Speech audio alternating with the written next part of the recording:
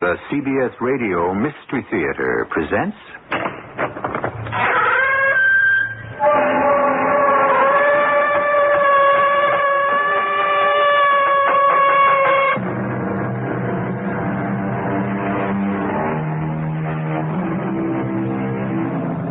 Come in. Welcome. I'm E.G. Marshall. Justice is blind, said the celebrated Mr. Dooley.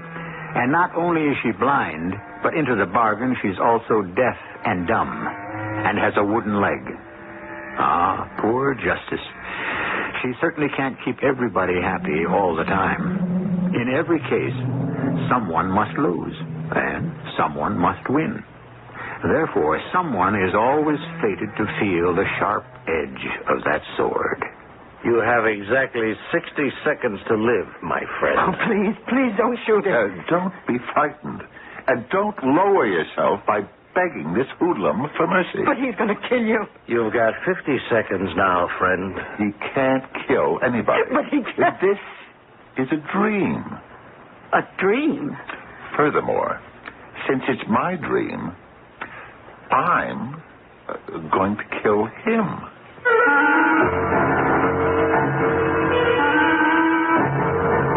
Our mystery drama, Peter Pumpkin Eater, was written especially for the Mystery Theater by Sam Dan and stars Fred Gwynne. It is sponsored in part by Buick Motor Division. I'll be back shortly with Act One.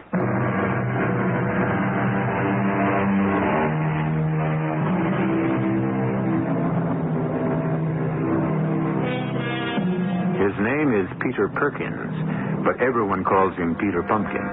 You remember the old nursery rhyme, Peter Pumpkin Eater had a wife and couldn't keep her? Or don't they have nursery rhymes today? Well, no matter. The whole thing falls apart anyhow, because while our hero's name may be Peter, he doesn't eat pumpkins. And while he has a wife, he does manage to keep her. Although why, I couldn't tell you. The Stacy's are going to Europe. Martha and Frank just bought a car. And Emma got a new washing machine. Felice is having her face lifted. That's Hilda. Non-stop Hilda Perkins. She opens her mouth the split second she opens her eyes in the morning, and she doesn't shut it again until she closes her eyes at night. Or so we may safely assume. But Peter doesn't listen to her. He isn't even there. Oh, he's there. He's eating his breakfast, but he's also somewhere else. How can one person be in two places at the same time? Listen. Take cover! Take cover, Perkins! Take cover! Yes, that's where Peter Perkins is right now. In one of his other worlds. Right now it's D-Day in Normandy. Get down, Perkins! Enemy machine gun up ahead! I'll work my way forward and knock him off with a grenade. Perkins, come back! You're crazy! Come back, Perkins! I got him. I got him. Jennifer's getting a divorce. Do you realize Charlotte Hammond has worn the same dress to church 4 Sundays in a row? Hilda, listen, I'll be home late for dinner tonight. Bob Howard is saying he'll run for town council. You see, they'll need my report. They want me to do the figures for the budget. I'm having lunch with Virginia. This is something very important. I hope it doesn't rain. Me too. All that mud. Crawling around in all that mud. I need a volunteer. I'll go. You wait the last time, Perkins. I'll go again.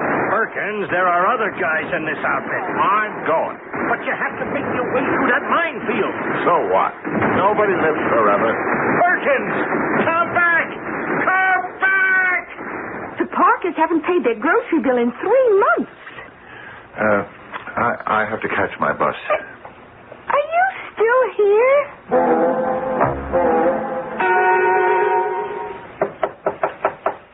Yeah, come on in. Mr. Benson? It's me. It's you, yeah. You're, Pumpkin, Peter Pumpkin. Peter Perkins. Well, that's what I said. You want to see me? Oh, well, You what? First, I want to say that I'm sorry. Sorry? About what? I'm sorry I came in late this morning. Oh? Did you come in late this morning? Yes, Mr. Benson. I was standing on the corner waiting for the bus, but he just drove past. I guess he didn't see me. It happens sometimes. A lot of times. But you're here now. Yes, sir. And I've got the figures. What figures are these? The figures that you said you needed yesterday. Oh, those figures. Yes, sir. And here they are. Well, we don't need them anymore. We don't? No. We decided not to go after that job. Oh. So you just go back to your desk and pick up your regular work. My regular work. You must have plenty to do, don't you? Yes, sir. Yes, sir, plenty. Well, then, hop to it, Pumpkins. Mr. Benson, my name is Perkins. That is what I said. Yes, sir.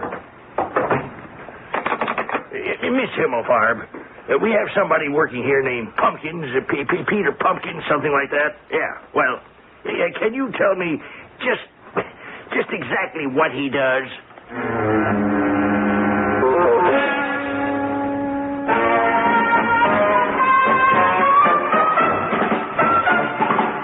Private Peter Pumpkin, front and center. Sir? Private Peter Pumpkin. My name is Perkins, sir. Private Peter Pumpkins, for heroism above and beyond the call of duty, you are hereby awarded the Good Conduct Medal. The what? By special order of the commanding general, it is my pleasure and privilege to hereby bestow upon you the Good Conduct Medal. The Good Conduct Medal? Well, what kind of a decoration is that? The Good Conduct Medal? Why, guys get that just for keeping their noses clean. I mean a Good Conduct Medal. For what I did, I should get the Congressional Medal of Honor. Not on your life. Okay, then, the Distinguished Service Cross. Nothing doing. Well, then give me the Silver Star. No dice. At least the Bronze Star. Forget it. I won't take less. You're not going to push me around. I got enough of that at home and in the office. But when it comes to this show, I run it. Do you? I decide what happens here. I decide. And what makes you think so? Because this is mine. Yours? Mine. This is my daydream. My reverie. It belongs to me. Who are you, anyhow? Who am I? I'll tell you who you are. You're a figment of my imagination. Well, is that a fact? I made you up. Oh, did you? You do as I say. I'm getting the Congressional Medal of Honor. You are getting the Good Conduct Medal. Never. Take it or leave it, Private Pumpkins. The name is Perkins. Perkins. That's what I said. And I don't want to have any trouble with you. What do you mean? You don't want to have any trouble with me? Take off. Take off? I'm the one who tells you when to come and go. This is my fantasy. I'm the only one who can control... What do you mean you're the only one? Are you saying that I don't have any rights? It isn't a question of... Look. I want the Congressional Medal of Honor. No. Why not? Because you don't deserve it. Deserve? Do you know what I had to do to get it? I knocked out an enemy machine gun position. I found a path through a minefield. Those were imaginary exploits. Well, all I'm asking for is an imaginary medal. You know, on serious consideration, the Chief of Staff said all you were worth is the Good Conduct Medal. There is no Chief of Staff. There's nobody, nothing, unless I picture it in my mind. And you, Mr. Wise Guy, you're out of the picture. You know where I am now? Where? I'm in the ballpark.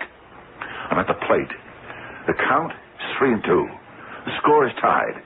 It's the bottom of the ninth. Listen to the crowd. Listen. You hear them? You hear them? They're all rooting for Big Pete Perkins, the home run king, to win the World Series with one mighty swing of the bat. Are they? The pitcher goes into his windup. And now, as a hush of anticipation falls upon the crowd, here comes the ball, towards the plate, and home run Pete's bat uncoils into a mighty swing, and strike three! What did you do? What did you do? I didn't do anything. You struck out. You disgraced me. In front of 80,000 people, you disgraced me. Well, why is it my fault?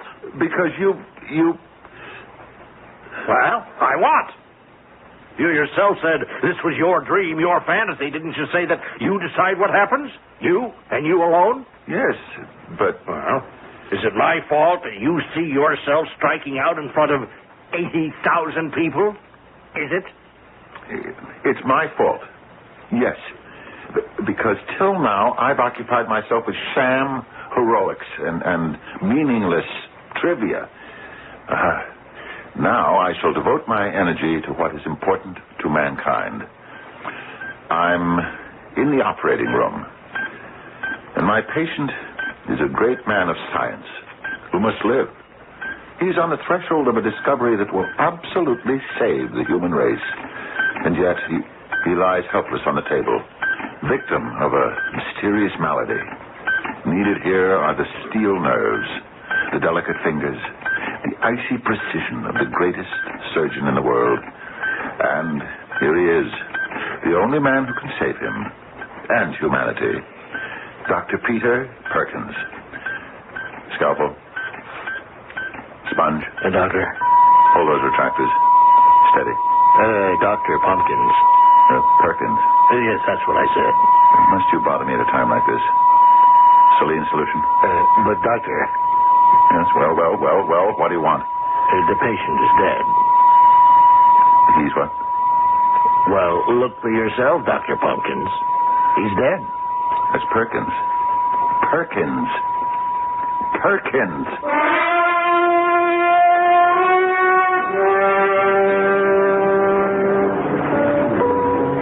What will it be? I'll have the usual. The usual what? What I usually have every day when I come in here, just about this time. You come in here every day? Yeah, just after 5 o'clock for the last 10 years. Oh, yeah, that's right. I recognize you. Your name, it's right on the tip of my tongue. It's, Perkins. Peter Perkins. That's right, Pumpkins. Perkins. That's what I said.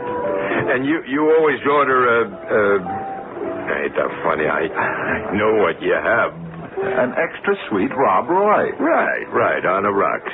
No, straight up. Well, that just goes to prove what I always say. Right with you, Mr. Pumpkins. Perkins. Hi there. Hi. Are you talking to me? Would you like to buy a thirsty girl a drink? Well,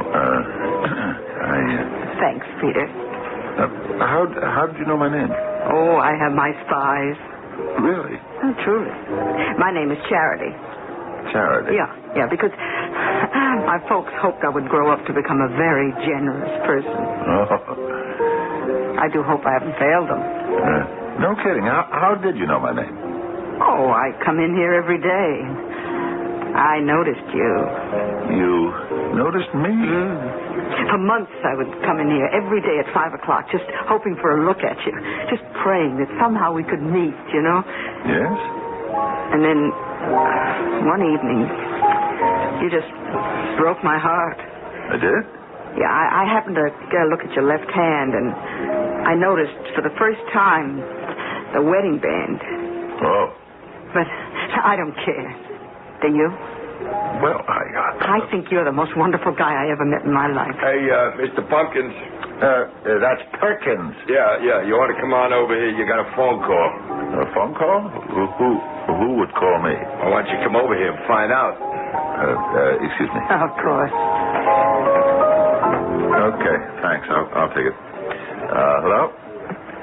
Hello? Save your breath. There ain't no phone call. Well, then why did you call me up? Believe you're talking on the phone, huh? Well, why? Because I'm trying to save your life, that's why. What do you mean? That dame Charity, walk away from her. Walk away from her? You ever hear of Fats Faganzi?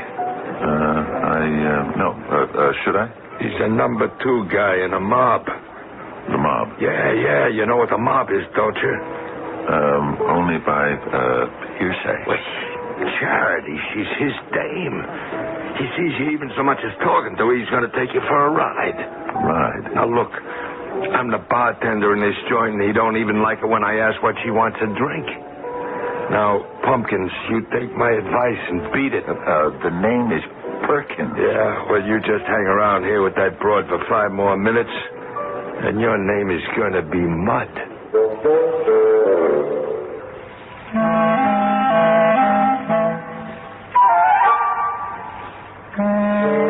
Rabbity little Peter Perkins. You would think that information of this nature would make him faint away with fear, at the very least. You take our word for it. Mr. Fats Faganzi is one of the toughest gentlemen in the underworld. And according to the papers, kills for just the sheer joy of it.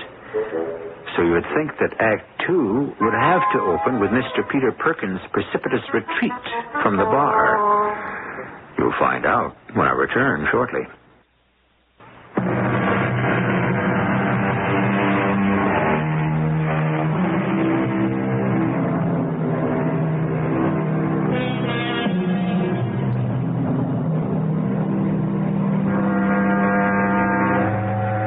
Is not life 100 times too short for us to bore ourselves?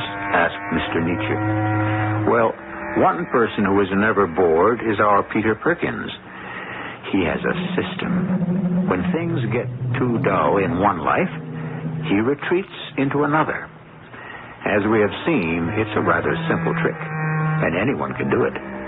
However, this time it looks as if there's going to be some action in his real life. Although, by what right does anyone define reality? Don't you understand what I'm telling you? You say she's the girlfriend of Fats Faganzi himself. Oh, finally. At last it's gotten through to you. The notorious gangster. Yeah, pal, you're catching on. And he's insanely jealous. Oh, keep it coming, buddy. You're doing great. And he'd shoot me if he even so much as saw me sitting next to her? Oh, you got it. Marvelous. Huh? Well, what? It's marvelous. What are you talking about? I've never done better than this before. Listen, for your own good. No. It'll be all right. It'll be all right? Look at you. You seem to be frightened out of your wits. Because I can't afford to have anybody killed in this joint. Nobody's going to be killed. Close me up for good. Nobody's going to be killed. Let me handle Fats Faganzi. You handle Fats Faganzi? Yes. It's no problem. I got a nut here. A nut. Unless you really want to die. The minute Fats Faganzi walks in here... He's going to shoot you. No. I'll just punch him in the jaw. But you can't just... I can do anything. Anything. This is my dream. Dream? Peter? Be right with you, baby. Okay, but you can't say I didn't warn you.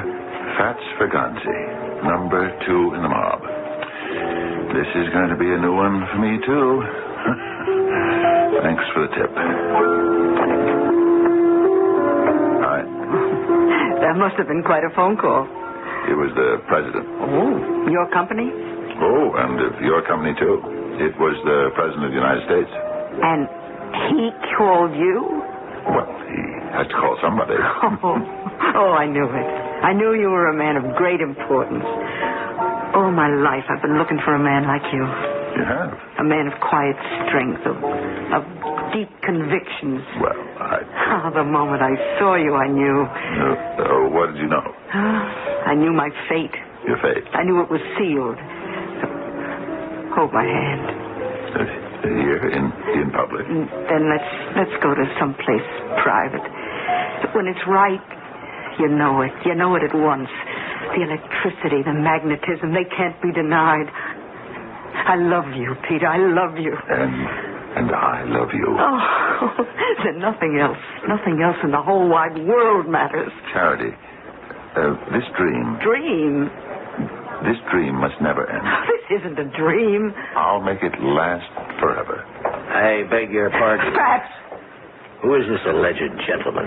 Mr. Fats Ferganzi, I presume. Yes, my good fellow. You do presume. Charity? Oh, you see, Fats, Mr. Perkins here, Mr. Perkins is an actor. Oh, indeed. Yeah, and he just asked me to rehearse some lines with him. He did? Yeah, you see, he's in a show. It's about to open, and he really needs... Well, I think you have dislocated the timing, my dear. His show is about to close. No, Fats, don't. Put the gun away. I see you're pointing that gun at me. Well, there's certainly nothing amiss with your vision, my friend. May I ask why? I told her. I keep telling her. I cannot tolerate the sight of another man's arms around her. You cannot? No, I become infuriated. Well, I'm afraid you're going to have to become accustomed to it. Oh? Tell me more. You see, my friend, you're just a punk. A punk? Yes. I'll have you know I was graduated from Princeton with honors. And this was the best you could do with your education? Become a crook? I am neither a jot nor a little worse than many of my classmates who practice their thievery as lawyers, brokers, and bankers. Indeed, I enjoy their services. I shall tell you why you're a punk. There are those men who can create a false front. They put on things like good clothes, good manners, good speech. But that spirit, that spark that emanates from within is missing. There's nothing inside you. You're dead. No. You see, you labor under a misapprehension. You're dead. No, please, don't. This punk? He won't do anything. What? See? Now, shouldn't that take care of Brother Fats Ferganzi for a while? Hey, buddy, you better get out of here before he comes too. And now, my dearest Charity, where were we before we were so rudely interrupted? Now, listen, you'd better go. Go? Go where? I have no intention of allowing this dream to end. Dream? Yes, it's wonderful. Why have I been wasting my time till now with all that other nonsense? Charity, you're what I've always wanted. Come with me. Peter, it was a lucky punch. He's going to kill you. Come with me. Hey, look, Charity, get him out of here. Get him out of here. All right, all right.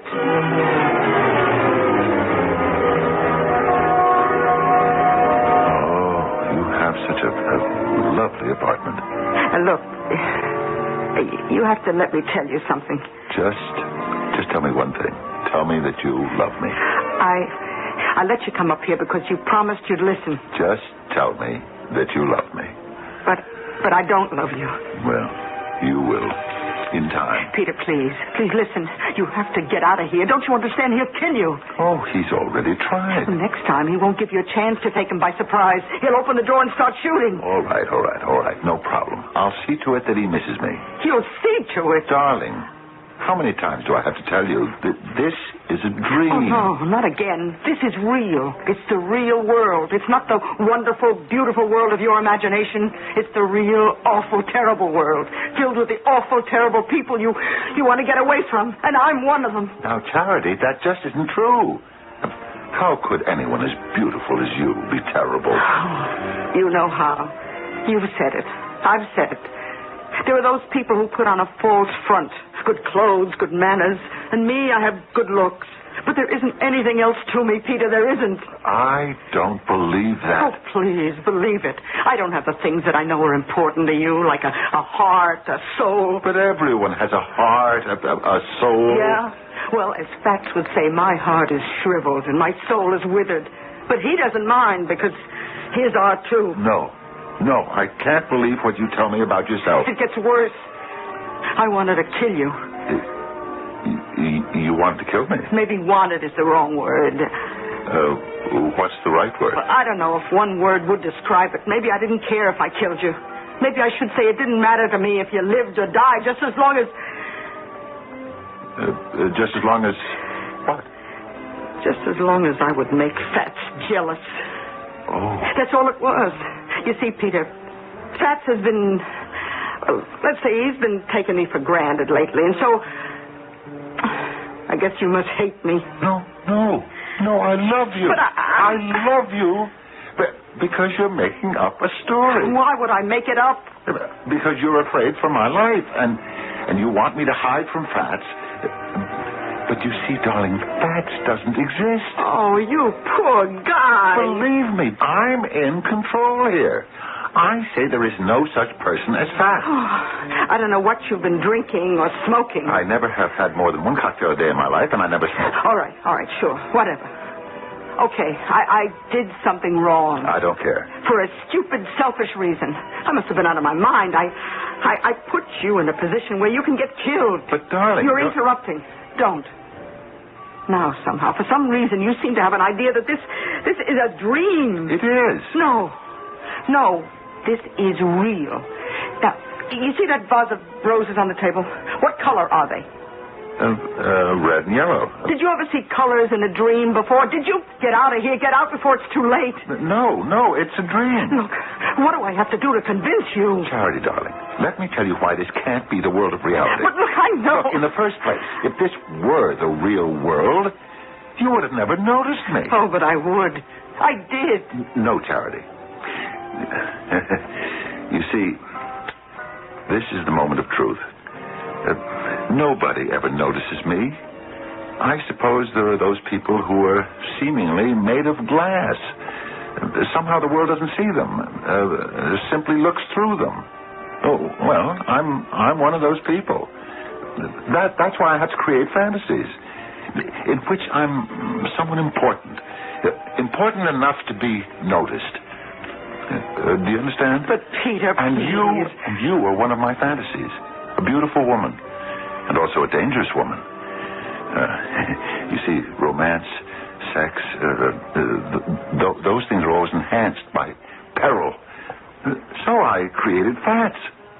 Fats Fraganzi as your insanely jealous lover. Would I have dared raise a hand to Fats Fraganzi if he were really here? Oh, Peter, you've got it all wrong. Fats is real. Real? An immaculately dressed, faultlessly groomed, ultra-sophisticated gangster who has graduated from an Ivy League university, and you say he's real? Oh, leave before it's too late. Fats is a figment of my imagination. Fats Fraganzi is also a bad penny. He always turns up. It's too late. As our old friend Shakespeare might have said, send him not unshriven to his grave. You have 1 minute, 60 seconds to say your prayer. Oh, Fats, please. Don't, darling. It isn't necessary to beg this hoodlum for mercy. At the end of 60 seconds, he, not I, will no longer exist.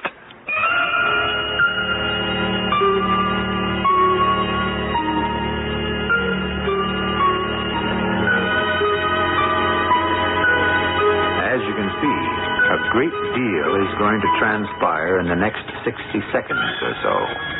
But since all of it will be kind of a waiting game, why don't we profitably employ this little interlude to deliver some helpful suggestions from the good people who pay the freight. And then we shall return for Act 3, where a great awakening may be in store for all of us.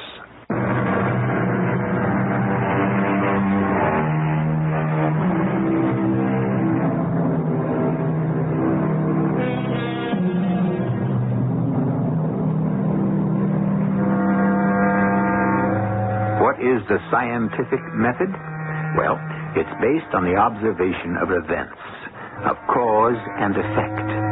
For example, we see the sun rise and we hear the rooster crow. Therefore, in our human wisdom, we say, aha, it's the rising sun that causes the crowing rooster.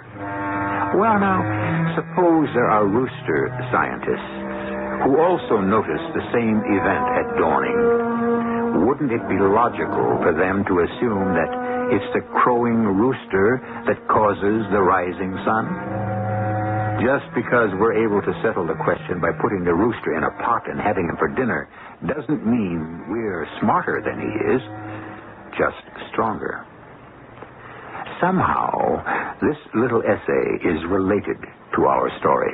Please, Fats, don't shoot him. Don't, please. I believe we discussed the sequels that would attend any of your attempts at flirtation, my dear. Fats, it was all my fault. My friend, you have 28 seconds to live. So do you. I think your soul would be better served by prayers than by foolish bravado. In just a few more seconds, you will be no more. I shall will you out of my reverie. Like so. You're gone. Am I? I said you're gone. Well, I have the oddest feeling that I'm still here. Fats, please. I'll never do it again. Be gone. Get out of here. My poor fellow, I'm sorry. Your time is up. Is it real? It can't be. I can assure you this will be completely painless. No, don't, please. Who's that? I don't know. Can this be real? Please, keep completely silent. Answer it, Charity. I am not among those present. Hello? Oh. Yes. No, he isn't here. No. I don't. No, I wouldn't know about that. Sure. Okay. Yes, I'll tell him. Bye. It was Clovis. Clovis? Yeah, you know, the number one, your boss. He is no boss of mine. What did he want? Nothing. Come on, what did he want? Well, he had heard that, well, I'm quoting him. Yes? That some punk had slapped you around. Indeed. He said it was all over town. I see. And he had called to see if you had, and these are his words, knocked off the punk yet. And you replied? I said no. You said no? Of course I said no. Look, if you killed Peter, you'll be playing right into Clovis's hands. You'll be arrested and tried and convicted for murder. That's how Clovis would like to get you out of the way. You're temporizing, my dear. You're trying to preserve this little pipsqueak. Am I wrong? Everybody knows you're out to become number one. Everybody knows there has to be a showdown between you and Clovis. 15 witnesses saw you try to kill Peter back in the bar. You go to jail for life. And Clovis, even a college man should be smart enough to see the picture. All right, Pumpkins. His name is Perkins. Wait. Say, where is he? Huh? He's gone. He must have sneaked out while we were talking. Oh, Fats, you gotta find him. Find him? For what reason would I need him? Oh, you can't let him run around loose. Why not? You mean you haven't been listening? Why do you think Clovis called to find out if you'd killed Peter? Why? Because if you don't do it, he'll do it. Clovis would kill him? He'd have it done. But why? Because you'll be blamed for it, don't you see? Oh. That's right. Oh. Look, we've got to find him. We have to protect him.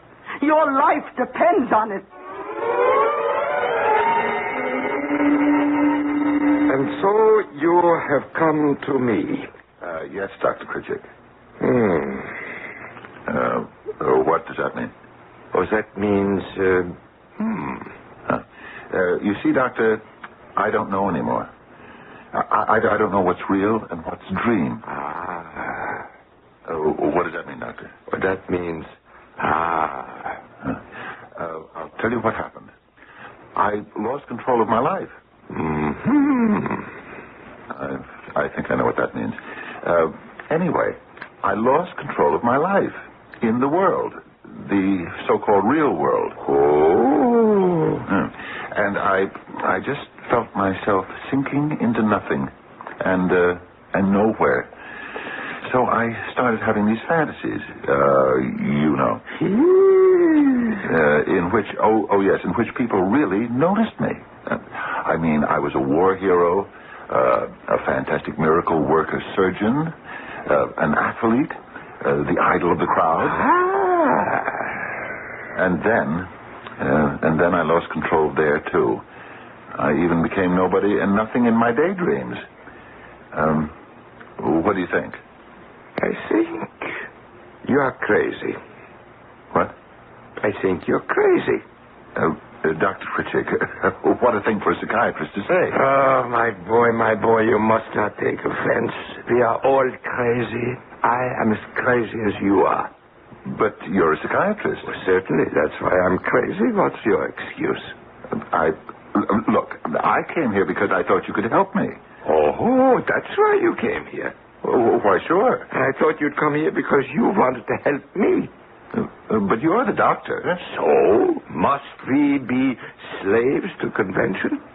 Yeah, well, okay, I see. What do you see? Nothing. Tell me, what do you see? What do you see? I see where I better be leaving. Oh, no. Please stay here. But I don't know where here is, or what here is. You see, Doctor, I don't know if this is the real world or only a world that exists in my imagination. Do you know? Oh, you fool. Nobody knows. Nobody? Now, see, now it comes out. Nobody knows. Oh, yes. Most people pretend to know. They are the so-called well-adjusted people. But it's all a fraud. A fraud? Oh, yes. It's all part of the Katzenstein phenomenon. The Katzenstein phenomenon? Yeah, yes, because it was discovered by Professor Carl Philipp Emanuel Katzenstein. Oh. It's the theory of intertranscendental duality. It is. And it explains everything. Everything? Everything. It explains what is real and what is fantasy. Then explain where I am. Alas, I cannot. But you just said whatever it is, the Katzenstein phenomenon? Explains it. Oh, yes, it does.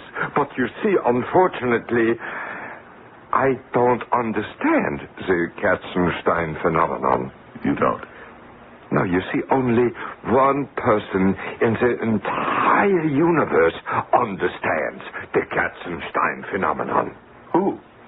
Well, naturally, Professor Katzenstein himself. Well, then I must go see him. Oh, but you cannot see him. Why not? Because he is in a lunatic asylum. Why is he in a lunatic asylum? Because he's crazy. Crazy? Of course. I put him there myself. You what? I testified at his trial. His trial? Yes, I was the alienist, and I said, this man is as crazy as a Cimex lectularius. What? A bedbug. I said this as a sop to the layman. I don't know who has spread this slander about bedbugs. True, they are unpleasant. But Dr. Fritchik. But crazy? The irony is they are perhaps the sanest insects in the entire animal kingdom. You mean you sent Professor Katzenstein to an asylum? And why not? Wouldn't he have done the same for me? Well, what am I going to do? Why, do the only thing a sane person can do. Pretend. Pretend? Pretend who you are and where you are at all times. Here he is. Pumpkins. Why, it's Charity Fenris and Leander Fergonzi. Good evening, Dr. Krizik. Do either of you have appointments for today? Peter, we have to get out of here. Yeah, but you just arrived. Pumpkins, your existence is being threatened. By Clovis. Clovis? The number one guy in the mob. But surely you cannot be referring to Clovis Sakamaroggi. The same. He's also one of my patients. It's too late. He followed us here. Clovis is here, too. Oh, that's good. Let's have some group therapy. Down. Everybody on the floor. We are surrounded. Give me one of your guns. What do you think you can do? I'll go out there and knock them off. You're crazy. What? Say that again. You're crazy. Listen to Fats, Peter. Listen to him. But he isn't Fats. I'm not. No. You're the voice. What voice? The voice I always hear in my reveries. I know where I am now. It's just a daydream. Give me a gun. No. I said give me a gun. No. Hand it over. You're crazy. You'll get killed the second you show your face. So what? Nobody lives forever. But, Peter... Clovis Sacamarogi, you two-bit hoodlum. I'm coming after you.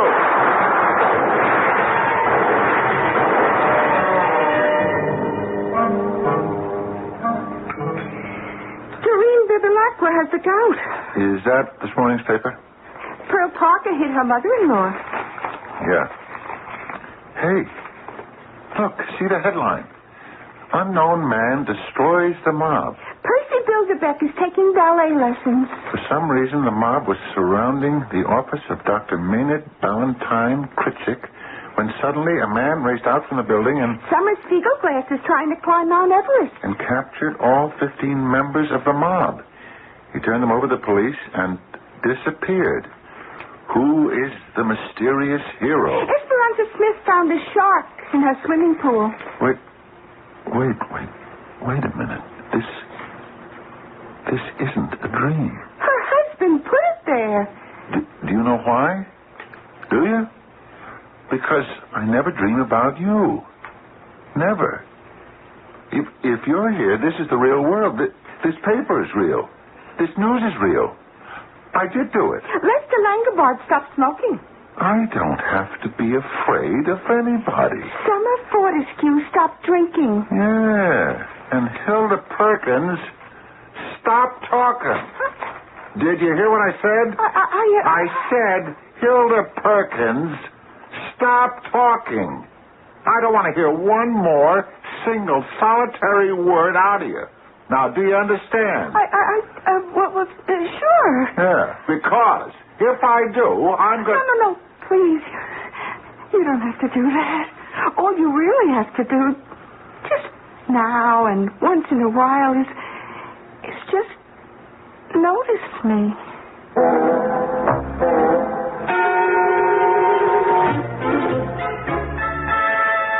That's what it's all about. Who was it that said that a woman's mouth is usually filled with words because her heart is empty? And it can also be said that a man's mind is filled with silly dreams because his wife doesn't help him fulfill his most important one. Yes, a great many things can be said, and you can rely on me to say some of them when I return shortly.